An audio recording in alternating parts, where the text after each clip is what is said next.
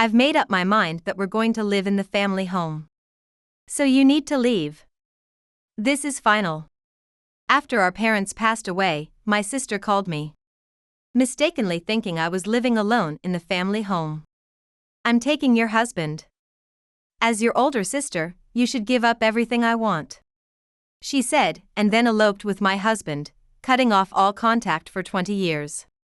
Despite being away from the family home for 20 years, she seems to think nothing and no one has changed. No matter how many times I told her I didn't live in the family home, she wouldn't listen. Don't lie. A single person like you doesn't need such a big house. Just do as I say, she insisted, forever treating me as the single, obedient younger sister, which couldn't be further from the truth.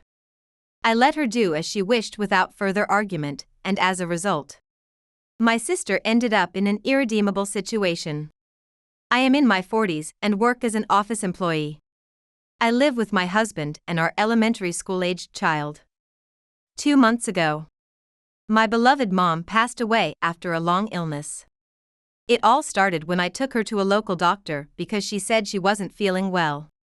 The doctor suggested we visit a major hospital for a thorough examination. At the hospital, it was revealed that my mom had terminal cancer, with metastases throughout her body, and she was given a year to live.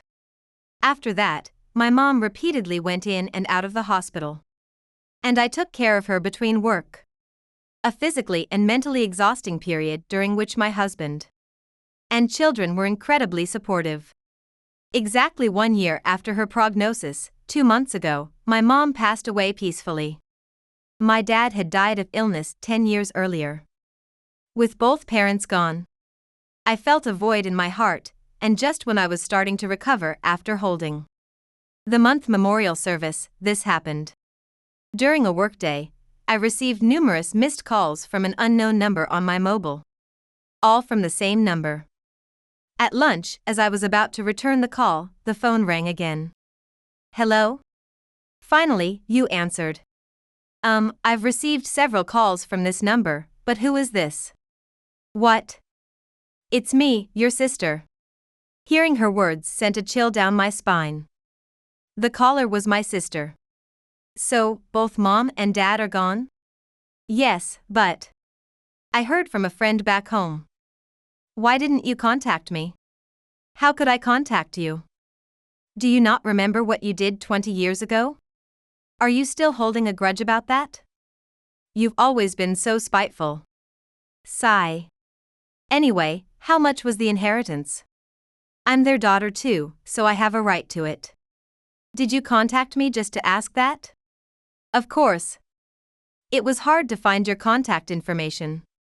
So, how much was there? There's none left. Don't lie. It's obvious you're keeping it all to yourself. It's the truth. The treatment and funeral expenses used up everything. You're lying. I have a legal right to it.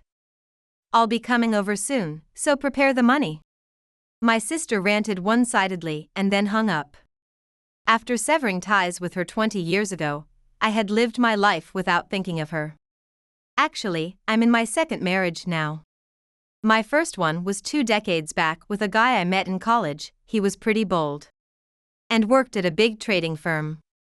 We had many mutual friends and spent weekends together camping or watching sports. And I thought we had a good relationship. One day, however, he suddenly disappeared with our joint bank book without any warning. I thought he might have been involved in an incident. So I panicked and went to the police to file a missing person report. That night, I received a call from a public phone. It was from my cheerful sister, saying, "I'm with your husband right now." What do you mean? Why are you with him? I asked. Why? Because we're dating, she replied happily. Confused, I pressed her for more details. What do you mean you're dating? I don't understand. I thought he was cool when I first saw him at your wedding. I wanted him, so I made a move and he fell for me. Fell for you? He and I are married. Do you realize what you're saying? Well, I couldn't help it. I fell in love.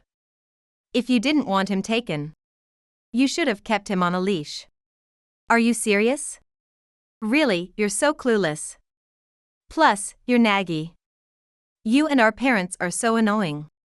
So we decided to start a new life somewhere else. I'll send you the divorce papers later. Just sign them and send them back.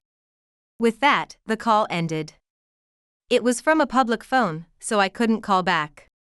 Unbelievably, my sister and husband had decided to elope. I numbly explained the situation to our parents and withdrew the missing person report that very day. Later, an envelope addressed to me arrived containing the completed divorce papers and a letter. In my husband's handwriting, it read, "I'm sorry, but I love your sister." I later learned that when my sister left the house, she had taken money from our parents' wallets and absconded with valuable jewelry. My husband had also quit his job without notice and withdrawn $20,000 from our joint account on the day he disappeared. My sister has always been the type to covet what I have and take it by force if I didn't comply. Even my husband. I thought, depressed by the betrayal and turned into a shell of myself.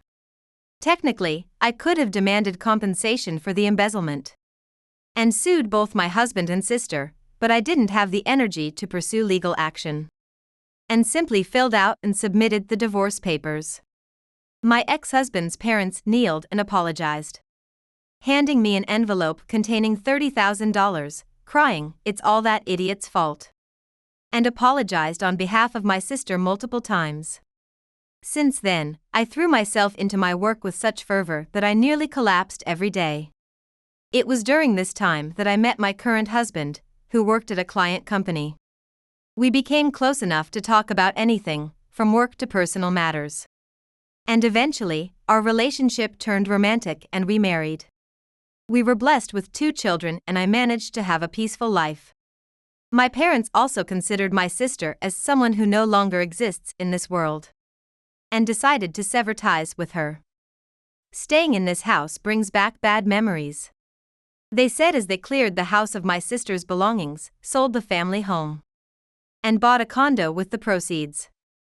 Since the property was in a prime location and was a spacious family home, it sold for a decent amount. This meant my mom could live well even after my dad passed away.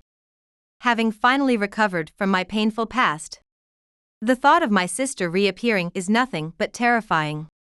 And I can't help but feel, what is she going to do this time? A few days after my sister's call, she contacted me again. "Hello? There was something I forgot to tell you." "What is it?" "We've decided to live in the family home. So you need to move out by next month." "Got it? This is done deal." "The family home?" "My husband, kids, and I will live there. It's a big house with plenty of rooms. And schools are close by, right?" "What are you talking about?" "We're already preparing to move. It's your punishment for trying to hog the inheritance." "The inheritance is mine, so you've prepared it, right?" I don't live in the family home." "Are you still saying that?" "It's obvious you're trying to keep it all to yourself. Plus, you've replaced it with such a stylish mansion while I was away. It even has a fancy gate. I really like that house." "No, really, I don't live there." "A stylish mansion?" "I passed by the family home recently, and it seemed like someone was living there. There are no parents, so who else could it be?" "I'm telling you, I don't live there." "Don't lie. A single person like you doesn't need such a big house. You should just do as I say." In my sister's mind, I am still a lonely single woman who can be bullied. No matter how much I say I don't live there, she doesn't listen. I decided it was futile to say anything more and responded with yeah, letting it slide. At the same time, I became curious about what would happen if my sister continued to misunderstand without knowing the truth. And part of me thought, she deserves to learn a hard lesson. So, I decided to keep quiet about having sold the family home and everything else, letting her find out on her own. Soon after, I received a call from the police. Apparently, my sister and her family had visited the location of our former family home with movers, only to confront the current owners through the intercom. My sister mistakenly believed she was speaking to me when she heard the wife's voice, who, of course, had no idea what was happening. Growing increasingly agitated, my sister began yelling, "I'm absolutely right. You, my sister, just keep quiet and hand over the house." The wife, becoming frightened, called the police. In a desperate move, perhaps thinking she could force her way as she always did, my sister tried to break open the gate with her car and ended up damaging it. She was attempting to break a window to enter when the police arrived. My sister and her husband were arrested on the spot. At the police station, my sister kept insisting that it was all my fault, so they called me to confirm the story. And I told them I had nothing to do with it. A month later, I went to visit my sister in jail. "You tricked me." "Tricked you? That sounds terrible. I told you multiple times that I don't live there. You should have said it more seriously. How was I supposed to know you sold our family home and moved into an apartment? And that you're married with children? That's because you chose to cut off all communication for 20 years. It's absurd to think nothing would have changed in that time. You caused me trouble, so you should pay my bail. You haven't received the inheritance yet, so you must have money. You're the one who's been causing trouble. And like I've said many times, there is no inheritance. That's the truth. What am I supposed to do now? I don't know. You've made your bed, now lie in it. It looks like it's time for me to go. You'd better take some time to cool down and reflect." With that, I left her there, feeling relieved to be away from the chaos she brought.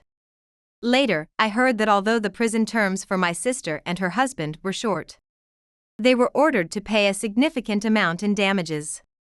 This included repairs for 2 luxury cars they damaged when breaking the gate, not to mention replacing the ornate gate and 2 glass doors. The whole reason my sister showed up again after 2 decades was because she was struggling financially. She and her ex, who I can't believe are still together, had been living in a remote area that you could only get to by plane. The company he worked for went under, and he was laid off. They have 6 children, ranging from high school students to an infant. And the only income was from my sister's part-time job. When they heard about our parents' death, they mistakenly hoped for an inheritance, but ended up with debts and nowhere to live. How they will manage now is hard to imagine. But it's a stark reminder of the principle of cause and effect.